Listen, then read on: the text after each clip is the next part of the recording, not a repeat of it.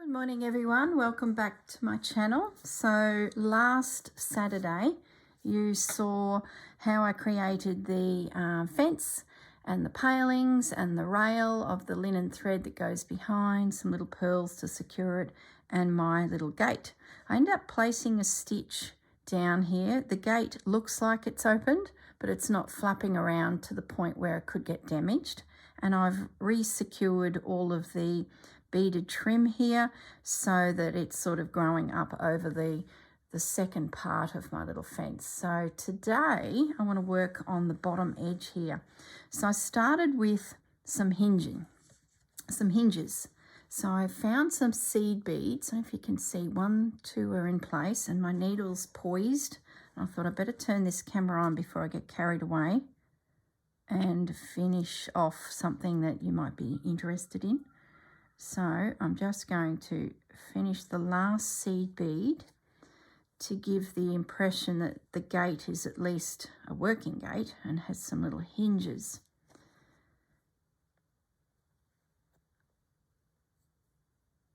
Okay, that's good. So I just need to do another stitch through that bead and that'll really make sure it's nice and secure. Then we can start playing with some things in front of the gate. And I'm going to open up my beads, my gemstones that I picked up last week, and have a play. Goodness me, thread this needle. There we go. I just need to have it so that I can knot it off. So I'm finished with the hinge.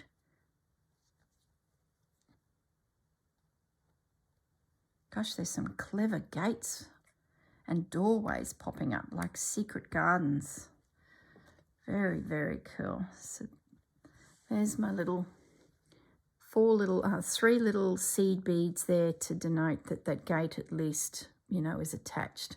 I don't think I'll do a handle or a latch, not at this stage. I don't think I need to. I think I've got enough there to tell that, you know, what it is what it is. So let's put them away. Now, I want to open these up first. These are like a shell that they've cut and polished. Hello, Casper. And then put a die on them. So I'm thinking of stitching a few of them down. Hello, Casper. Casper's come in to say hello. I don't know if I've introduced Casper. He's Burmese and I'm just going to slide him in under the camera so he can have a look up at you. You probably won't be very impressed with the idea of being upside down. So there's Casper. That's his fur. Whoops. Now I need to get him up the right way so that you guys can see his little face. You say, hello everyone. He's not impressed. Hey Casper. He's a lovely boy. He's 6. No, he's not. He's 12. My dog, oh goodness, I don't know. My dog was 6. Oh, I don't know. Casper, how old are you, son? Old, he says. Too old to be turned upside down and thrown on top of underneath a camera, is what he's saying.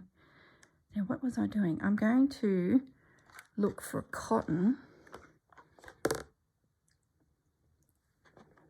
Maybe I'll go a dark pink because I'm in the pink zone. Might try this. I mean, it's very soft and neutral, so we need to get a bit of pink in here now. It's not neutral, but you know what I mean. It's a soft tones. How many threads have I got here? 4. Might reduce that to 3. Can that fit through there? No. Oh, yes. Okay, good. I've had a lot of people ask me what type of needles I use. I have a bit of a selection of needles on my desk at any one time. Ones with big eyes right through to little beading needles. So I tend to buy everything from tapestry needle to a beading needle to a milliner's needle.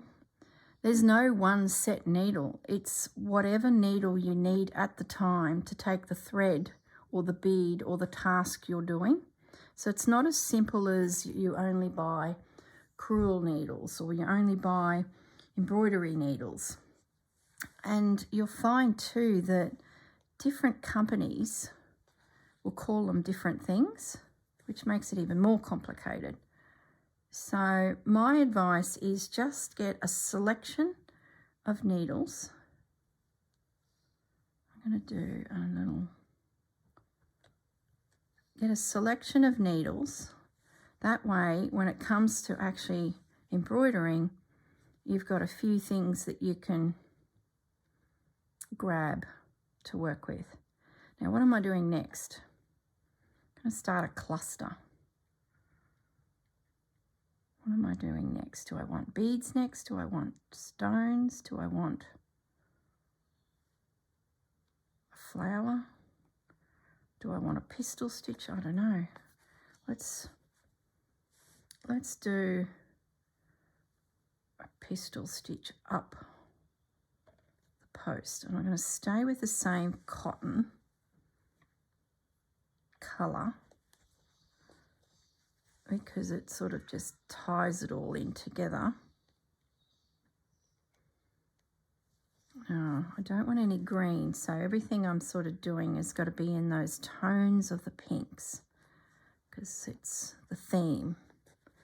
So I'm just going to use up the remaining of that thread and do some pistol stitches. I can hear Casper. He's like, well, you touched me. You know I'm here, so why aren't you continuing to play with me? Now I wonder, let's have a look at these stones. I'll just let that thread there for a minute. These are precious stone chips, rose quartz. You watch them go everywhere. You watch this get out of control real quick. Might just let that stay on that card.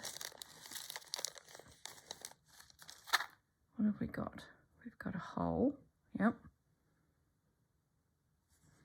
Do I use the embroidery thread that I've got on the needle to secure it? Let's see what it looks like.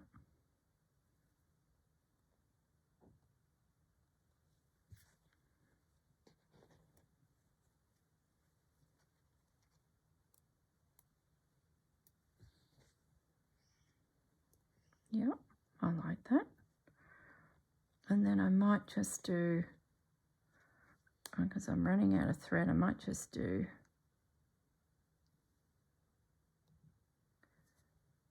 a knot to secure, plus it can't hurt to have a little bit of pink popping down there. Okay, so we got something started. What else are we going, oh, goodness me. What else are we going to do?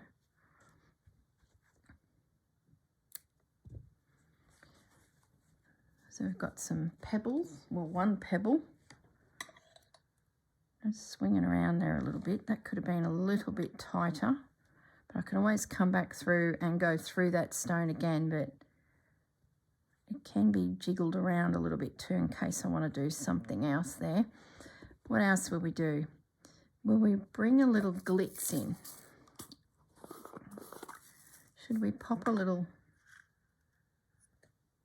sequin in to the scenario? Yeah, sequin it is. So we need a little bit of thread.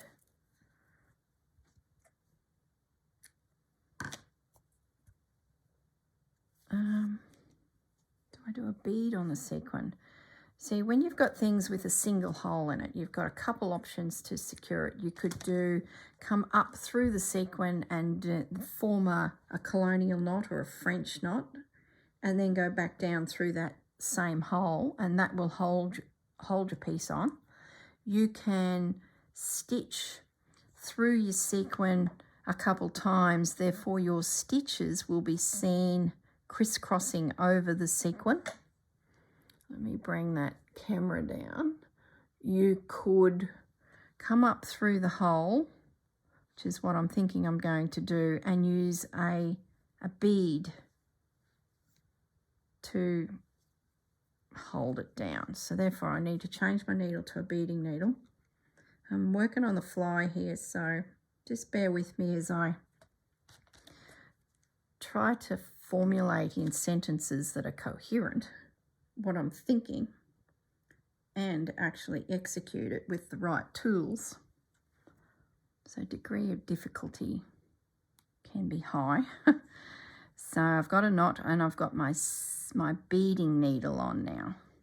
So I'm just going to a couple little stitches just to secure my thread. Then I'm going to grab my sequin and I'm going to come up through the hole and drop it down into position. That's going to put a bit of glitz. Now, like I said, I could go back down on the outside of the sequin and do that 3 or 4 times, and I would have little spokes. It would look like a wheel with spokes to hold him. Or I could do a knot, but I've got cotton on, so I can't really do that. You'd have to use embroidery cotton to have a bit of thickness. So I need a bead. I could, what have we got here? A little crystal bead. Crystally clear bead. That would put a bit of sparkle in. I'm thinking I'm going to use one of these clear beads and then just go back down through, and that little bead will sit on top of the sequin and hold it down into position. I'm then going to secure that off at the bottom, and I'll do another one. So I'm liking that. That's going to put a bit of a sparkle with that neutral. I'll come to the other side of that quartz. And there'll be little sequins and things pop up. So let's do that again. Am I on camera? Yes. So the needle comes up, pick up my sequin. Now I've seen them where they stack, 3 or 4 sequins on top of each other to get a little bit of height too, which is quite effective.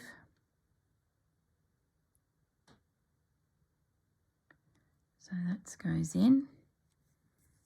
Now I pick up the little clear bead. Talk about degree of difficulty on my eyesight. Everything's sparkly and clear. Thread that little guy down, and then I'm going to sneak back down through that sequin hole, and the bead will hold the sequin on. And then on the back, just so that everything is secure, I'm just going to do a little knot just to make sure he's not going to wriggle out. Now I'm going to just go back to that quartz and see how loose. I really did get that loose. So I'm going to come up where that sequin or that quartz is, go back through the hole in the white thread, and we're going to secure him down because the pink thread that I used is just not doing anything. So I need to just take care of that. I could unpick it, but because I continued on from the button to the pistol stitch, grabbing that quartz, and then there's another little knot under there, I've sort of would be undoing a heap of work. So I'm going to be a bit sneaky and just pop a few extra little stitches through my quartz just to hold that little guy in place.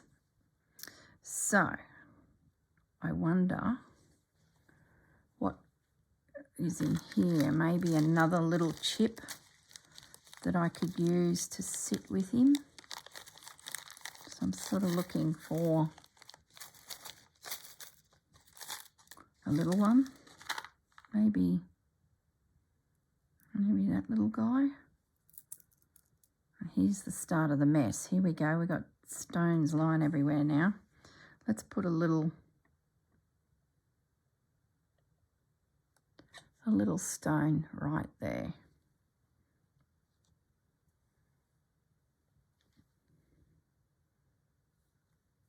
Now, once again, we could go back down on the outside of that stone and you'd have little lines crossing over your pebble. But just to put a bit of bling, maybe we use a seed bead that matches the sequins. So I pick up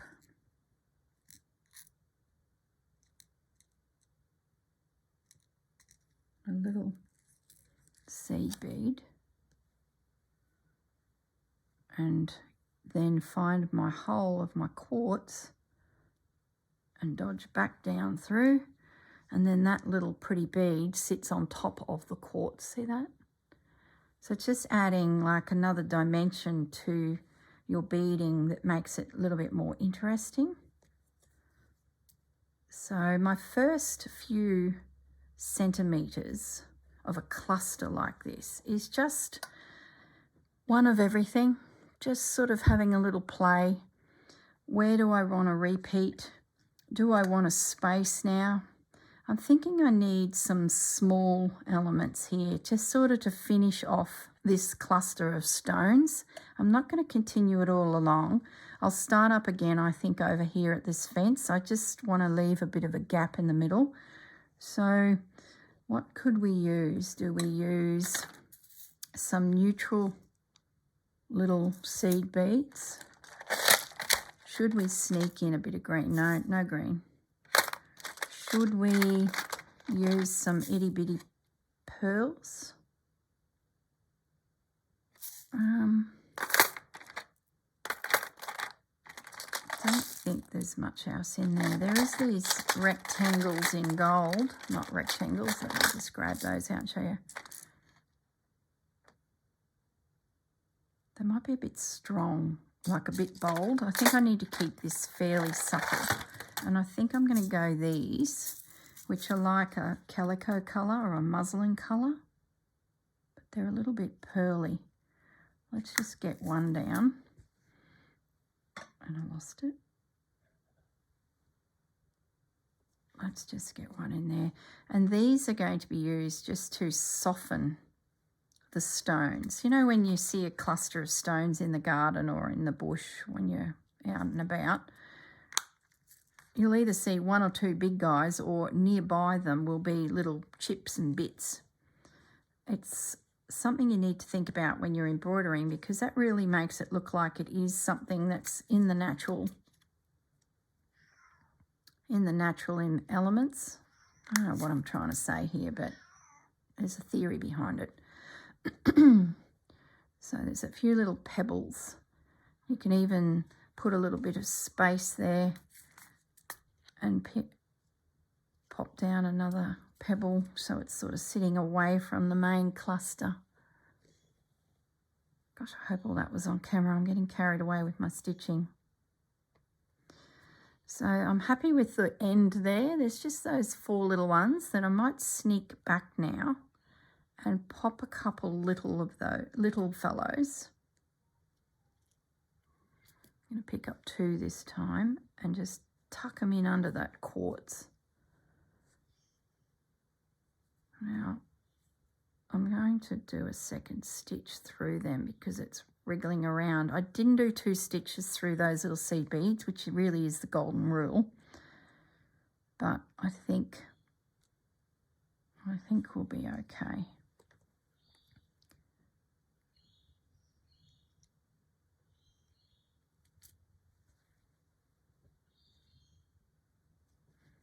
So it's just about building up layers of beads to create a bit of interest, like pebbles around my fence post.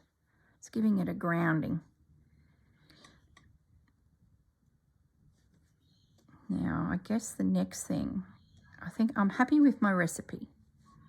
I've got a couple pieces of quartz, a couple sequins, some beads sitting on quartz, and a little bead here. Happy with that, but what I do need to have a think about is what is sitting behind them up against the fence. So I'm going to finish off the beading bit there and have a look at some stitches to come in behind in a different colour. So I just pulled out this pink. I'm going to thread it up. It's 3. Yep, 3.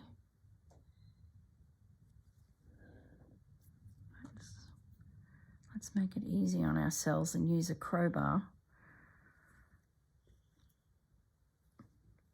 And I'll do some more little, I'm coming up from behind and I'm going to wrap it, turn the needle back up to myself and then stitch down that stitch. They are going to blend a little bit, but that's okay. It's just about building up the little tussle of whatever it is growing there. Excuse me. Wildflowers, we're just going to call them.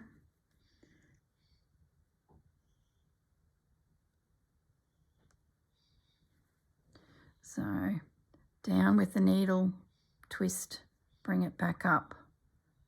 Whoop, I'll start that again.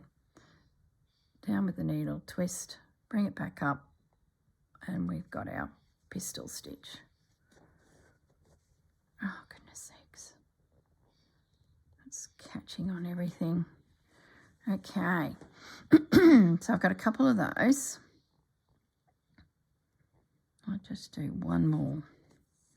Then I'm thinking I might create some little loops in there as well, just so it starts to look a bit three-dimensional and grassy.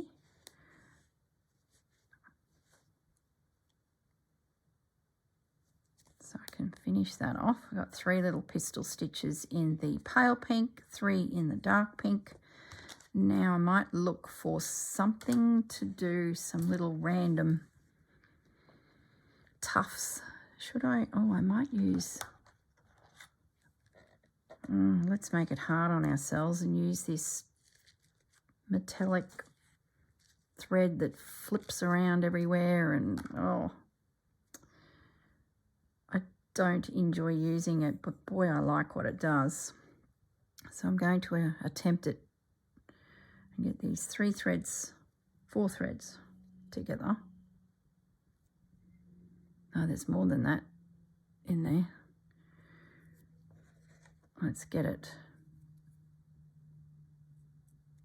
onto the needle.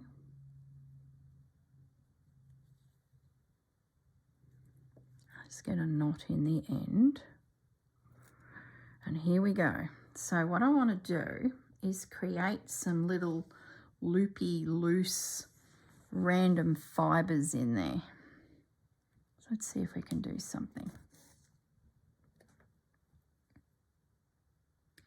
So just go back down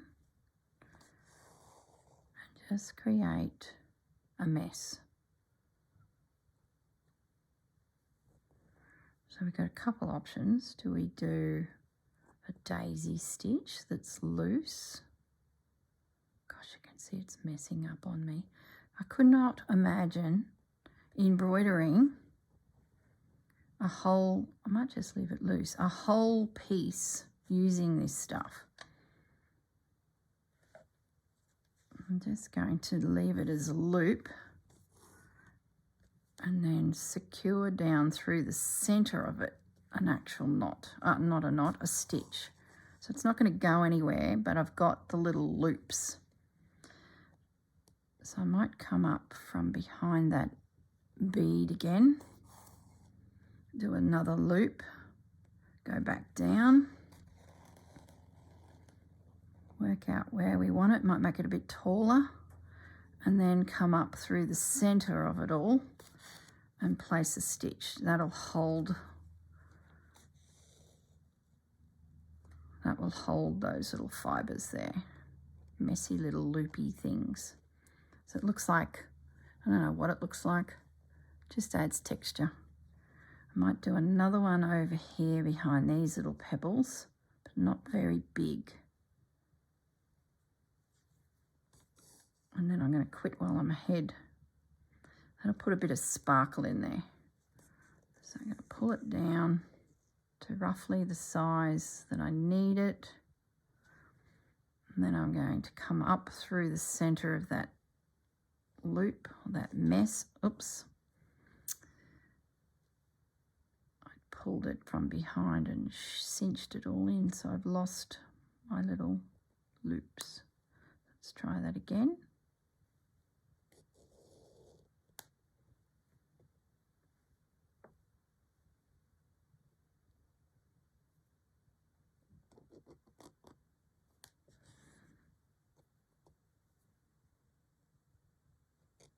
Going pear-shaped. Let's secure it before it gets too tight and I lose the effect of the loops. There we go. So that's just going to soften that cluster with all those little three-dimensional loops there. Okay, so let's quit while we're ahead and knot that off, because we just want a pop of the glitz. And then when I do a second cluster of beads and things, I'll do the same. So it's just a little something. So we're going to come over here now and we'll do some there and some there, and then that's probably all it'll need, just a little something. So let's get our needle and thread happening again and start again. So I think that's my plan. So I've created a little zone, so to speak, and now it's just repeat with those same ingredients, staying within what I've used.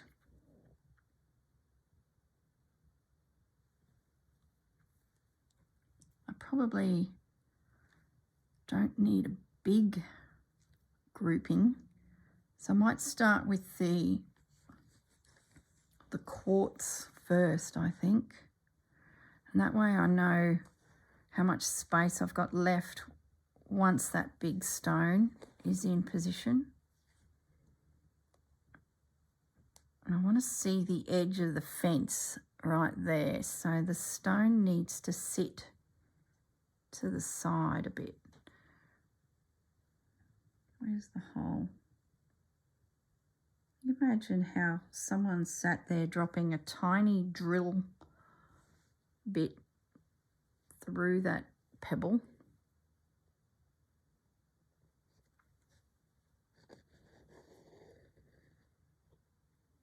Okay, so that's pretty good. Happy with that. I've got my fence post still showing because I'm to the left of it. I've got a nice big rock that the farmers use to get out of the way of the path and the fence, but he's just left it leaning there against the fence. That sounds logical to me. I'll let him just swing there for a little bit until we work out where everything goes. And now I want to start working the smaller things. So maybe we might do a sequin next. So let's pick him up and get him down there. And then we had a clear, I've just had a coffee and I'm starting to feel, and I drank it really quick, so I'm starting to feel the effects of the caffeine. So I can feel a little shake coming and I'm beading. That just sounds like trouble. So let's get that little guy into position. Yep. And then we might do a couple little of those calico beads. They can just drizzle out there on the side. They won't intrude too much on the opening to the gate, I don't think. Visually, it'll still look like that's the entry point. If I stay low and sort of drifting.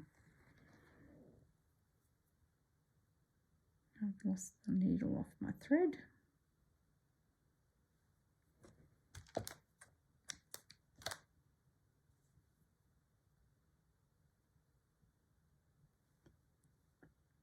So we'll just keep meandering along here, stitching these little elements.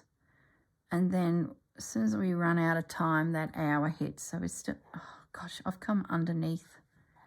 See, talking and stitching, it's not easy. Yeah, so what I'll do is just keep going. And when we get to the hour, I'll have to stop the video, but I'll finish whatever needs to be finished, and then I'll put the photos at the end of the video so that you can see how these clusters evolved. We do have half an hour, so I might end up getting most of it done anyway.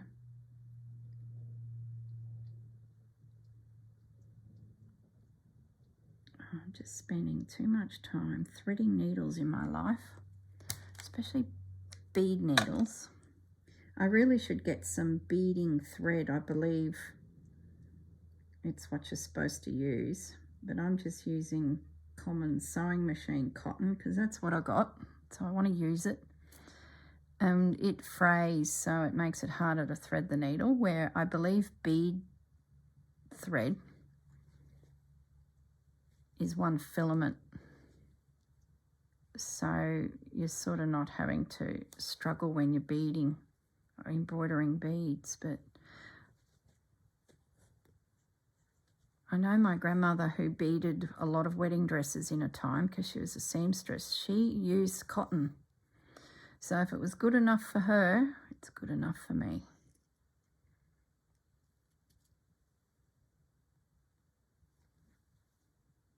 Okay, so just a couple little calicos, we'll call them calico coloured beads. Now I might do maybe another little quartz. Oh, my tummy's rumbling. Must be time for breakfast. Try and get that guy going sideways, it'd be nice.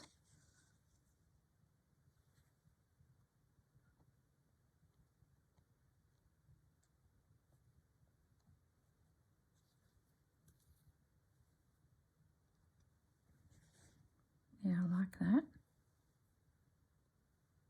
Do I do the button again?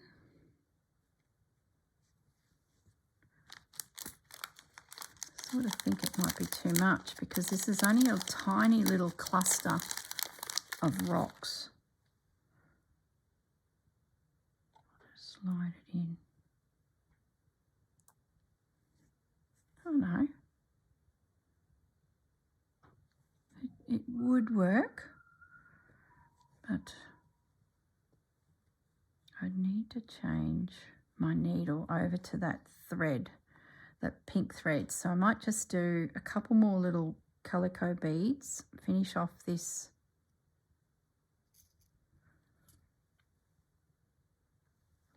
cotton, and then I'll thread a needle with the dark pink. Then I can put that bead on with a French knot in the centre.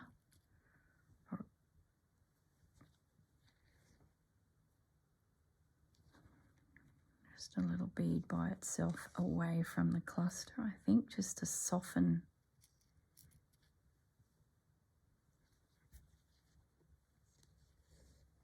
There's one over there by itself. Oh, I hope you can't hear my tummy rumbling. Goodness me. Okay, so that's him nice and secure with an extra stitch.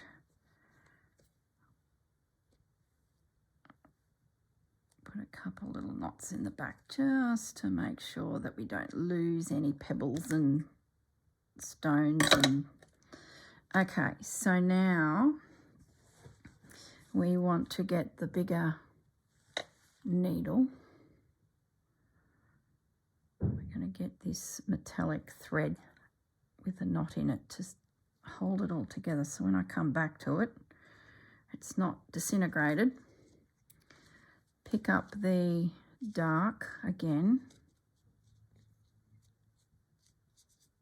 the dark pink.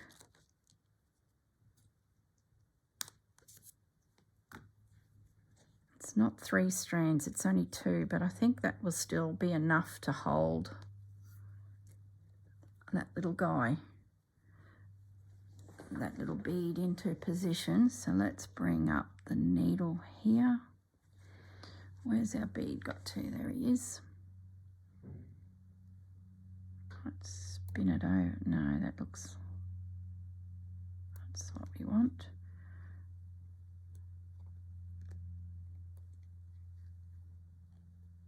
Oh, it's not going through.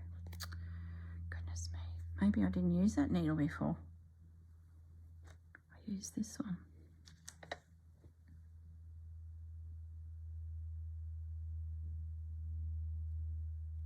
Okay, that's better. So pick it up, drop it down into position, and then we're going to do our knot to hold the little guy down. And it came right through. So there you go. I need to do that again because this guy I used 3 strands. This one I only used 2. And that made all the difference in holding that little guy on. So lesson learnt, you need 3 strands. Corrine, let's try that again. Let's get our 3. It'll give us that thickness we need. So when our knot forms, I'm just splitting this and it's just not coming. Okay. Not that needle, this needle. This is why it's slow stitch, you know, because you're mucking around with tiny little areas on your work and all these little detailed elements are going in. Now I can't thread the needle. Oh boy, oh boy. Get rid of my glasses and I might be able to see a little closer.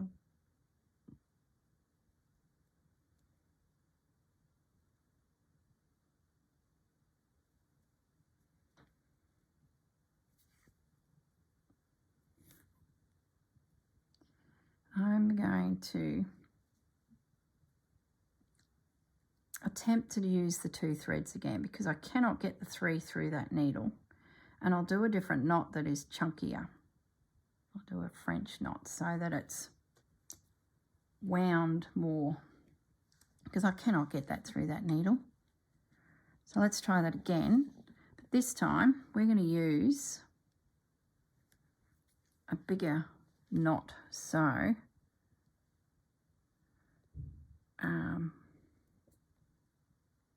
it's got more thread within the knot to hold it. That's what we're doing. There you go. That's got it.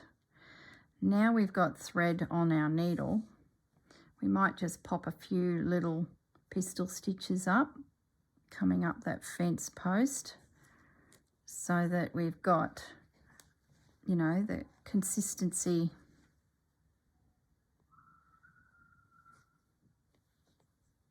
of just some little pink grass-like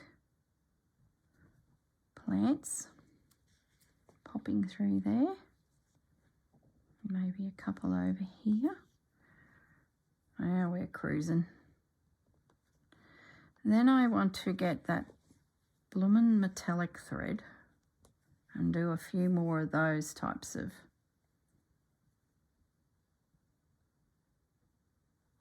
stitches in there. They're so cute, but boy,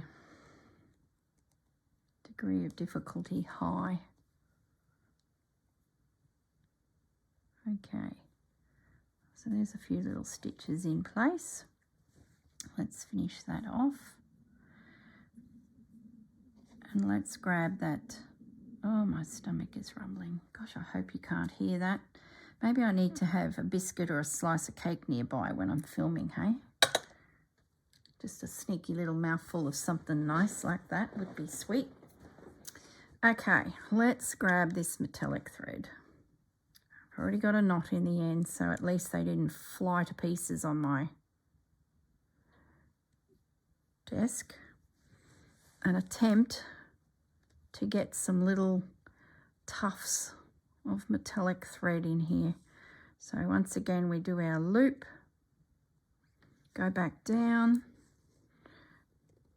adjust our loop so that we know the height we want, and then come back and put a little stitch in the center down at the base just to hold that little loop into position.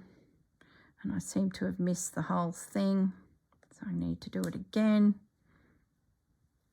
so that it stays loopy.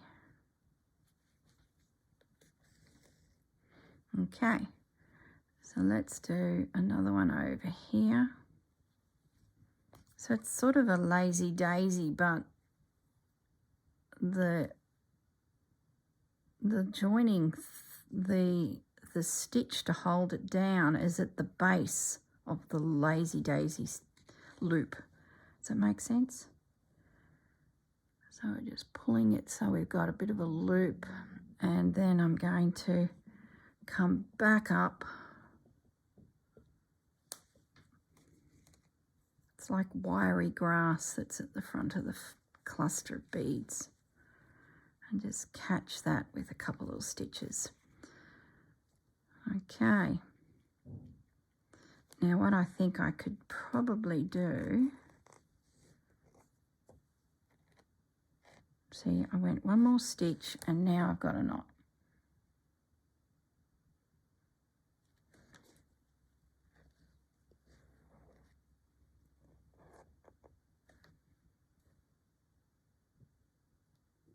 Should have left well enough alone. It looked good. Two little filaments have got out of the needle head and stayed on the front.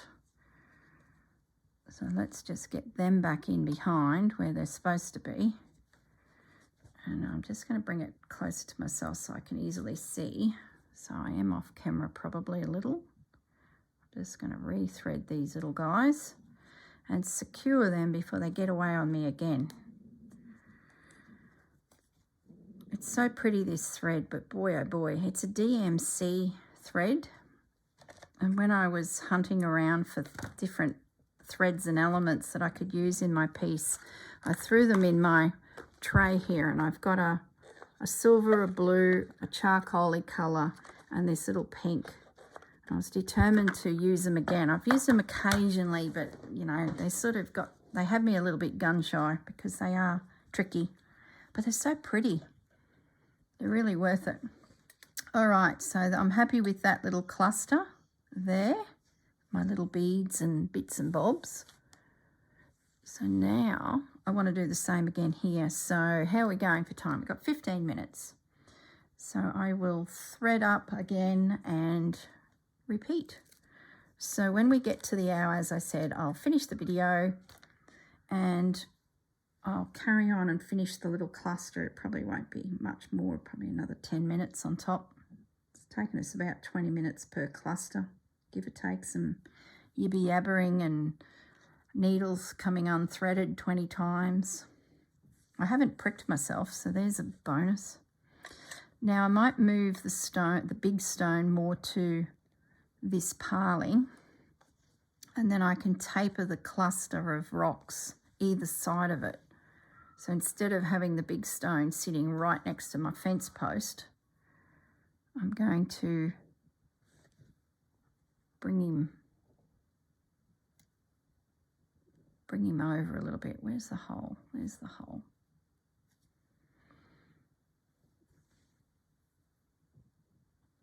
So we just take him down and we'll let him swing around a little bit, see where he sort of settles. And then I can add that additional stitch to secure him, and then we'll know where the rest of the goodies can be stitched in. Okay, whoops.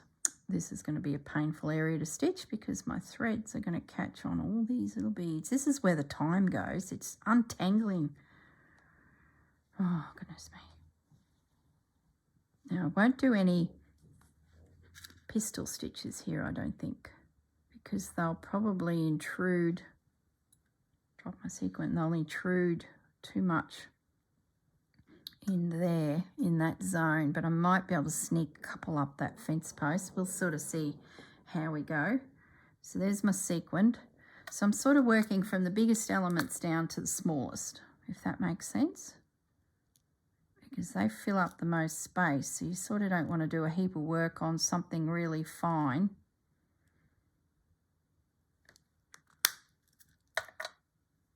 Only to have no room left for maybe a feature piece or a... So in this scenario, how did I unthread that needle? I've allowed a good metre of cotton. Okay, so there's my sequin. Might just put a second stitch through him just to hold him down. Now we might pop a few little calico beads this side. Well, they're not calico beads. They are beads that are the colour of calico. So they've just become calico beads. For speed, I'm going to put... No, I'm not going to do 3 in a row because that will change the whole look of my piece. I started out using 1 at a time. Keep doing that. Because then I'd have like a little lineal line and it wouldn't look right for a cluster of rocks. There's no lineal lines. I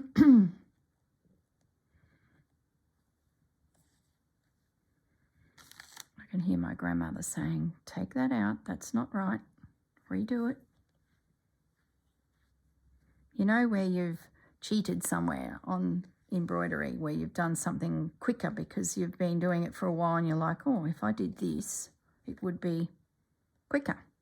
But it looks different, and I can guarantee every time you look at your work, you'll spot it every time and you'll say, oh, that's where I changed my rhythm and did it, you know, differently. And stitching 3 beads in a row on the one stitch is that type of cheat. Yes, it's quicker, but you get a line and it just doesn't look right.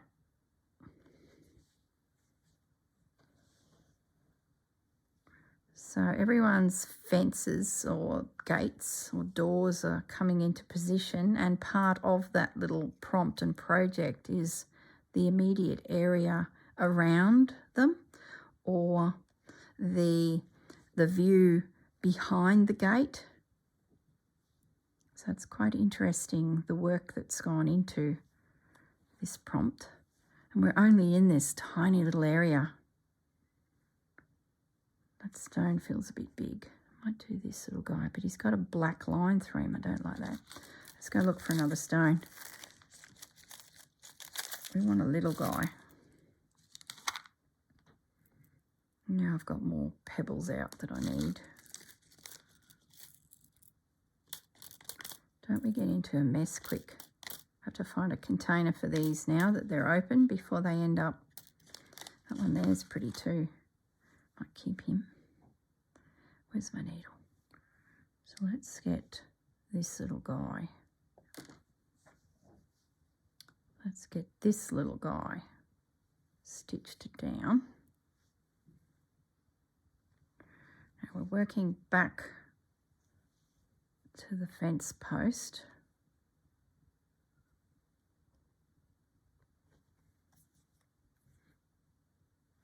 So I'm happy with the way this has come along. It's such a small little area that I'm working in, but it's just devil in the detail, I think they say. I really like the effect of these little quartz stones in this zone.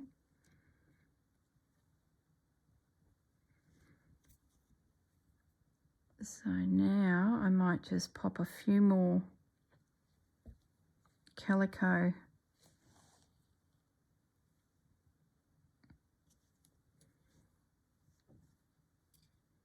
I think I worked out why that one video was a bit fuzzy. If I keep lifting the work up to see, because I'm struggling to see, the camera goes, oh, it's coming closer, so it starts readjusting itself. So if that does happen, I do apologise, but it is because I'm trying to see myself of where I'm going, and if I get the work too close, the iPad goes, oh, okay, here she comes. I better readjust my lens to suit. So there's not a lot I can do about it. So I do apologise if that does frustrate you a little, but give it a second and the iPad will catch up to me and refocus. But what I've done this time is I've got my piece lying on the table, so it should be a little bit better. But having said that, my hands whipping around with the needle and picking up threads is probably confusing the iPad as well. Do I need another sequin down there? I think I might. I might sneak a sequin in next, and that might be enough. And then it's about getting those pink fibres in. So now I need a little clear bead.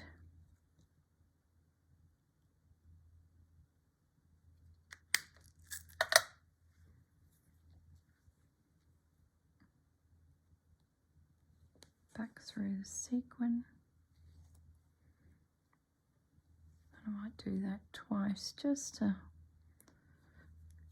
help with a bit of strength to it all.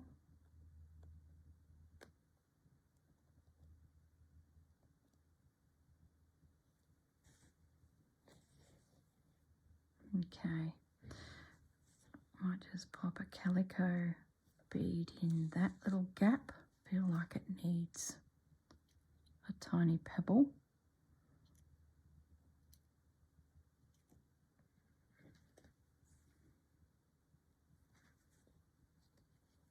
In there, yep.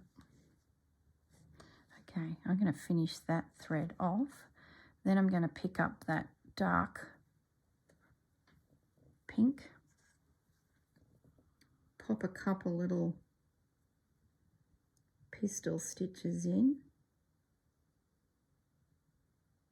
Or do I need them?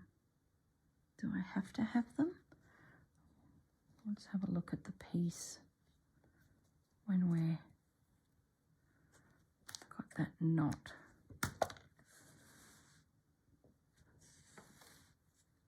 Yeah, I might. Just needs something.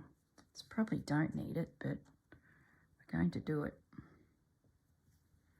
Where's that?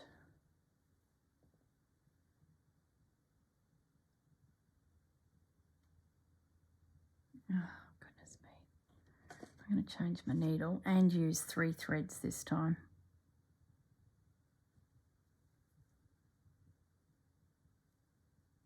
Okay.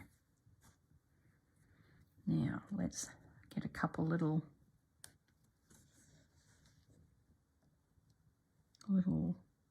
tufts happening.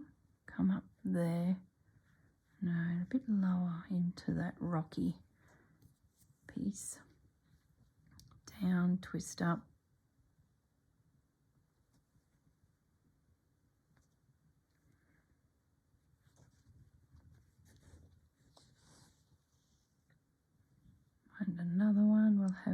coming up the paling so he's really visible, like so. Oh, it's caught around the rocks. Like so. Maybe another one over here. Just a little guy, down and up. And then we'll grab that blooming metallic thread that's spectacular when done, but a painful journey to execute. And how we go for time? Oh, we're cruising. We're going to get it all finished. Oop. Okay, so metallic thread. Have I got enough? Gosh, look at it. Can I be cheeky and get one little tuft out of that? Let's give it a go. It'll either work or it'll be a disaster, and I will need to cut another piece off, which would be a shame not to. Just trying to get a knot in the end.